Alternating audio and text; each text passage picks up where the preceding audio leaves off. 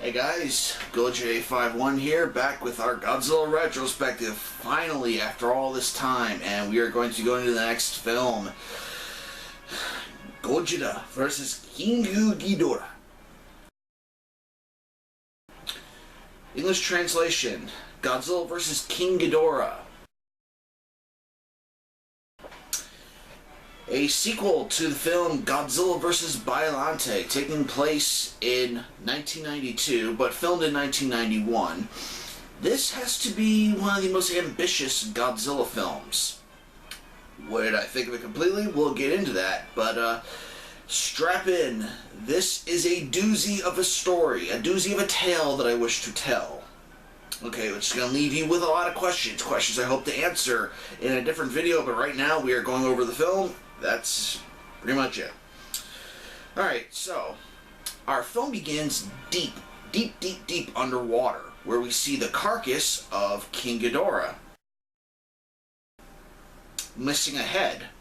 And we meet several people. One is a woman named Emmy.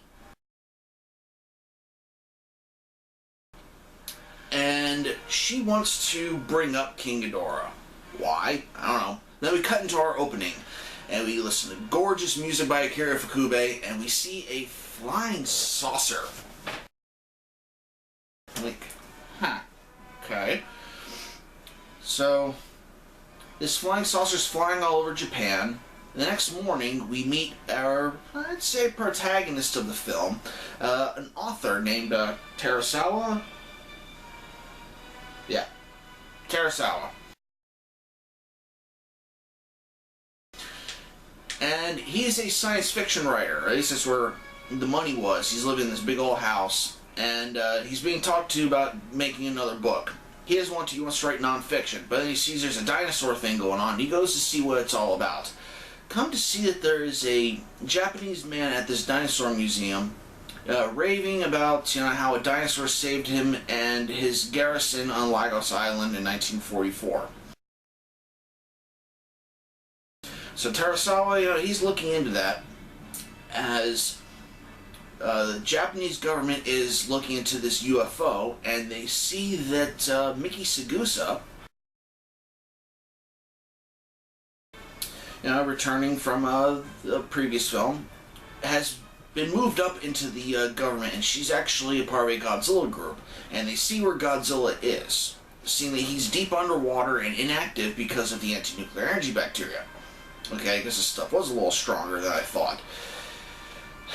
And they think that the Godzilla and the UFO are connected. Okay, meanwhile, Terasawa, he meets up with a professor trying to discuss whether this dinosaur is real. And, it sounds plausible, but, it doesn't have any real facts to it. So then, Terasawa, he says, what if the dinosaur was on this island back in 1944 when a nuclear test was done with, by, the times, and the dinosaur transformed into Godzilla? So he goes and meets a new character named Mr. Shindo. And he lays out this idea, and Mr. Shindo first laughs it off until he brings up Terasawa brings up Godzilla. And Shindo has a bunch of pictures from the attack. It's like, okay. And, things are going, I don't know, smoothly is the word I'd use, but things are progressing when the UFO begins to move. Several helicopters are destroyed, and the military approaches, but then we have these three people.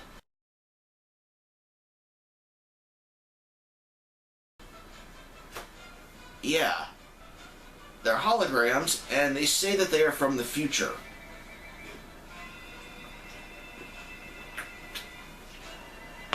And they want to speak with the Japanese government and the Prime Minister. What about? He'll tell them later. So the next day comes, and these three people, they go to the Prime Minister, and they tell of a future where Godzilla has returned and has run amok all over Japan and destroyed it. They were able to defeat Godzilla somehow. Excuse me. And, you know, good for them, I guess. But, the nuclear pollution was left Japan uninhabitable. So why are these people back? Well, they're back to essentially get rid of Godzilla. How are they going to do that? They're going to go back in time to 1944, and they are going to get rid of the dinosaur. Okay. So Terasawa, the professor, and Miki Sagusa are all brought in, and they see a book. A book called The Birth of Godzilla. A book that Terasawa was actually thinking about writing since he started learning all these things. But now he sees the book is actually done. So he's, you know, in a good mood. But more importantly, the future people, Futurins, whatever they're called, you know, one of them actually is a Emmy. You know, we'll get into that later. Say that they want to go back in time, and they want Terasawa, the professor, and Miki Sagusa to go back with them on their time-traveling little dropship, where we meet a new character. Yes, you're hearing a lot. A new character named M11. Fun fact, at G-Fest, I met the guy. Awesome guy. Shook his hand, said hi to him, you know, in passing mainly, but, you know, awesome guy. Hopefully next year I can actually have to sit down, talk, and meet with him. Alright, back to the movie. So they go back in time to Lagos Island, and they see the battle between the U.S. soldiers and the Japanese soldiers. The U.S. is bombing Lagos Island, trying to get at the Japanese during the night. And a very strange thing, as the dropship comes in, it flies overhead of the island, where there are two naval officers. The one in charge says, oh, let's keep it as a secret. That, well, we're going to be invaded by little green men, or something like that, and you can tell your son about it when he's born, Major Spielberg. Green men? Spielberg? So, then we go to the next day, and the ground forces of the U.S. Army are now attacking the Japanese forces. And the Japanese forces are losing badly. And out of the trees, we see this.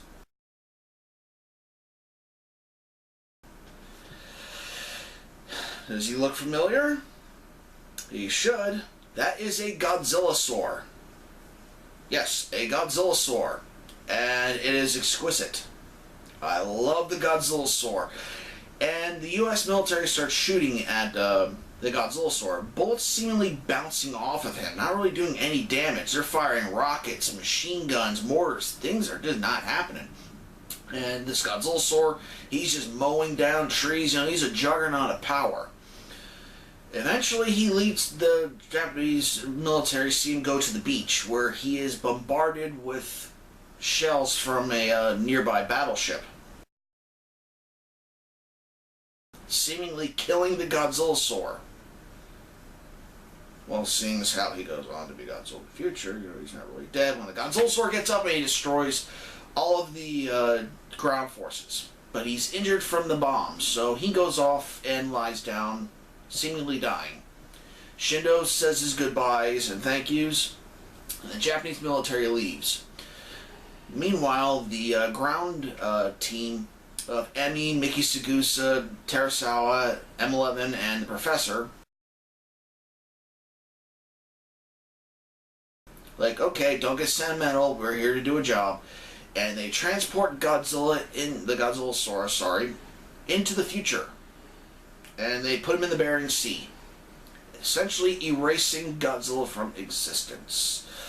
Well, not really, because, you know, he's still there in a lesser capacity, but, you know, apparently the Godzilla of the future never happened, so that means that everything that happened in 1954, Godzilla versus Biollante in 1985, didn't happen now. Essentially, that's what this meant. All this didn't happen.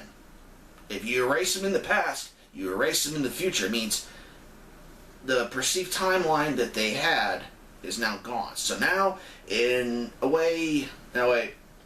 Sorry. Let's get back. Get into another thing.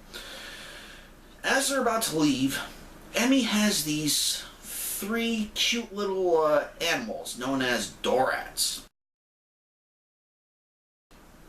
And she leaves them on the island.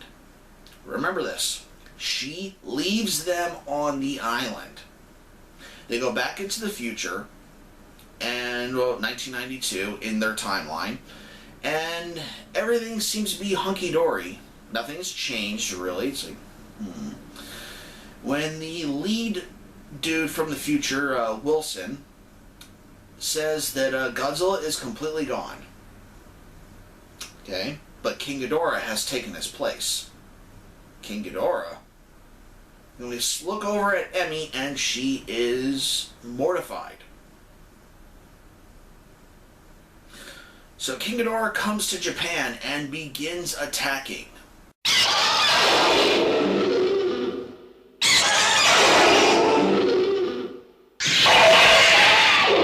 And it is amazing. You know, the miniatures used in this movie, the stature of King Ghidorah, the abilities that he has, just awesome. Love King Ghidorah in this film. Great stuff. We cut back to the mothership that's called Mother. Okay. And Emmy is furious. Huh? Yeah, she's saying that, that's not the reason why we came back to warn the people, and, why are we using King Ghidorah to attack? It's like, you left them on the island. You knew what they were planning on doing. Don't get... What? So, okay, moving along. Okay. Emmy goes to warn Terasawa about this. And they come to the idea that, well, King Ghidorah is here. Nothing's hurting him. What about the dinosaur in the sea? Now, see, Godzilla is an intermediate animal. So that means he can breathe underwater. He's both land, he's aquatic and terrestrial animal. So they're talking about this when Mickey starts to have visions again. What does she see? That's right, she sees Godzilla. How does she see Godzilla, though? Because, they kind of got rid of him. Well, they come to see that there was actually a downed nuclear ship in that area. And that could have theoretically brought back Godzilla. Meanwhile, Mr. Shindo is approached about, helping out, and he has a nuclear sub. Of course. And he says that he's going to blast the dinosaur with more nuclear energy to recreate Godzilla. What he doesn't know is that Godzilla's already been recreated. Moving along. When Emmy is captured by M11 and brought back to Mother. And Wilson and the other guy, they say that they're going to give the Japanese government a new supercomputer so they can rebuild Japan. In their image, like, huh. Okay. As they're talking about this, the nuclear sub approaches the area where the Godzillasaur is supposed to be, but what do we see instead? We see Godzilla, and he sinks the sub, and one would hypothesize that he absorbed all of the nuclear energy from that as well. So Emmy is able to reprogram M11 and bring Terasawa back to Mother. They come up with their own plan to destroy the computer that's controlling King Ghidorah. However, Miki Sagusa and the professor, they take a helicopter out to the area where the sub went down when the ocean starts to foam, revealing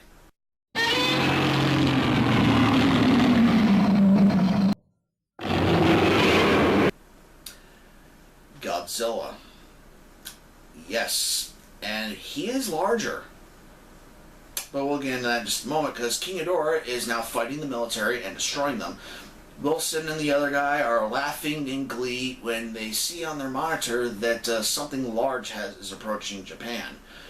And then we see Godzilla rise from the ocean and come on land.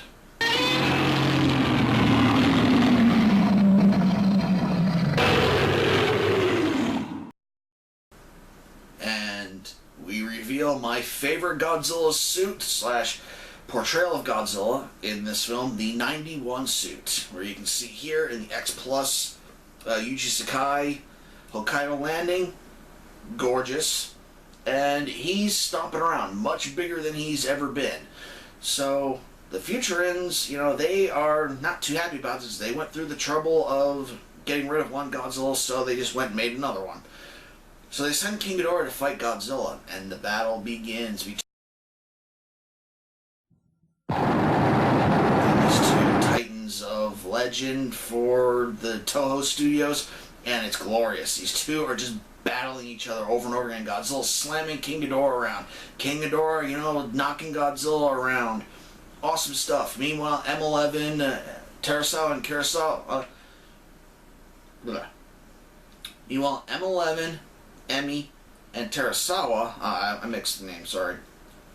They destroy the computer, making King Ghidorah uncontrollable.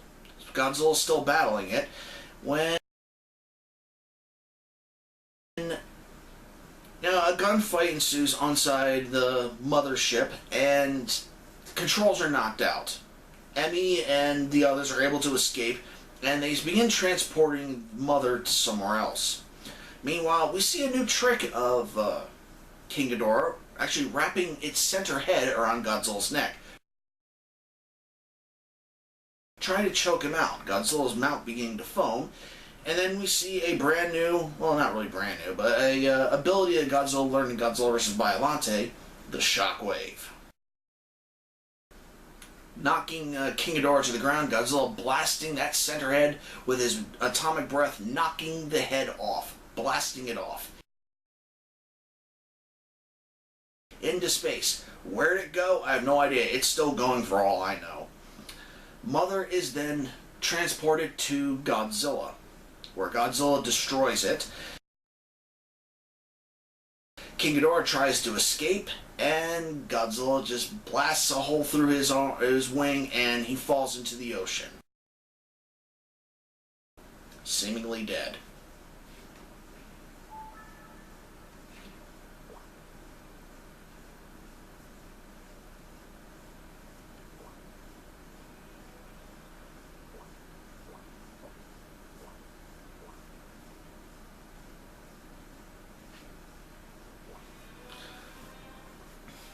Godzilla victorious, roaring in victory,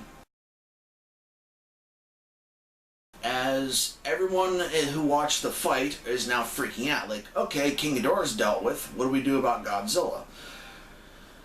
And yeah, that's when the movie takes a dark turn, when Godzilla actually begins destroying the city, starts destroying Japan.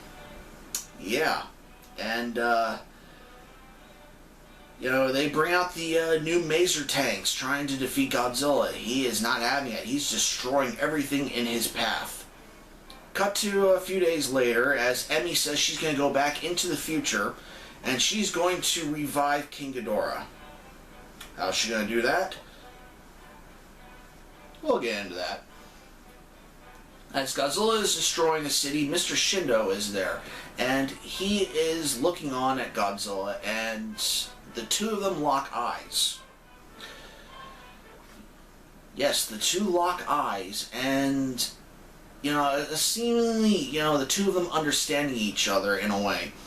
Shindo, seeing the dinosaur that saved his life, Godzilla seeing the Japanese soldier that saved his life, and it seems like a beautiful moment.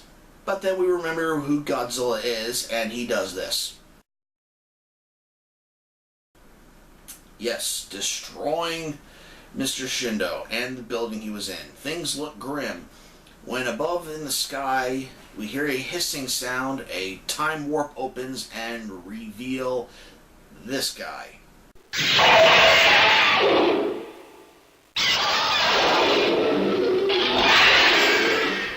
Mecha King Ghidorah. And It battles with Godzilla, Emmy as the pilot, M11 as the co-pilot. The two of them clash for quite a bit. Awesome stuff. The buildings are being smashed. Godzilla is destroying parts of Mecha King Ghidorah. The battle is awesome. But then Mecha King Ghidorah shows off a new ability called the Machine Hand.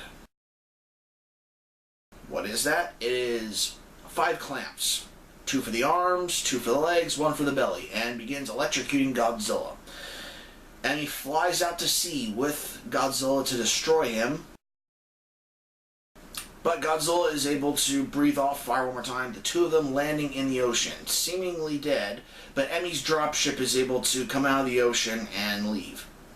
Emmy giving parting words that she's actually Terasawa's distant ancestor.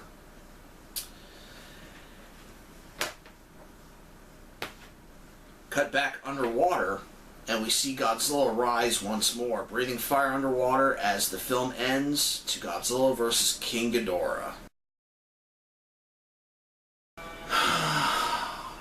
That was Godzilla vs. King Ghidorah in 1991. This movie is awesome. I love it. It's silly, it's convoluted, it makes no sense at lots of parts in it, but it's still an awesome film. The acting is awesome, the sets are awesome, most of all Godzilla is awesome. King Ghidorah makes a grand return in an awesome fashion. Mecha King Ghidorah is a great arrival for the Godzilla franchise as well. Miki Sagusa, also awesome. Terasawa, I enjoyed the actors in, the Professor, Mr. Shindo, everyone in this film was awesome. I had a complete blast watching this film, beginning to end, no problems. Now, this film has a bit of controversy. See, back in the 90s when this film was being made, apparently someone got it in their head that the Americans were being shown as villains, as all evil. And, you know, they said that the Japanese military scene where the Americans were being stomped by the dinosaur, you know, was completely uncalled for, and this film did not see a stateside release until, I think it was 97. This film came out before something else came out. But, so what did I think about that, the whole idea? Well, if the Japanese military was there by themselves, I'm sure the Godzilla sword would have killed them as well. Alright, you go watch Jurassic Park, the T-Rex, you know, eats anything that gets in its way. Okay, it didn't really have a protective thing. I know at the end of the film it saves the humans, but, you know, it's because he ate the dinosaurs. I'm sure if the dinosaurs weren't there, he would have eaten the humans. As far as Americans being evil, well, M11 was modeled after an American, and he wasn't evil, you know, he was programmed. Emmy is a Japanese native, and she was part of what was going on, and she wasn't evil, she was part of the same organization. The two guys, they're rogue bad guys. You know, there's been rogue bad guys in all walks of life. You know, it's just, we look at Die Hard. Are all British people bad? Or German?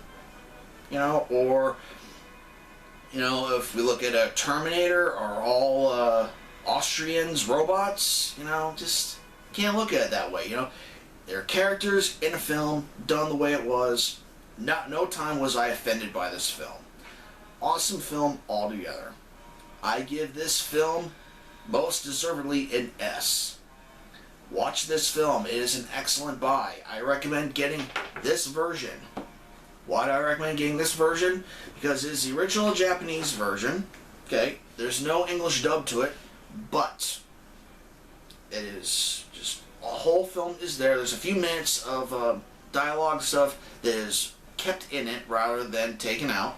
And also, after the credits to the film, we get the making. Yes, I love watching the making of these films. I know it kind of destroys the magic of it, but still, it's awesome. I love it. You guys love it too. Well, this is Gojin A51 saying see y'all later, and we'll be back with our next film in a few moments. Alright, see y'all later.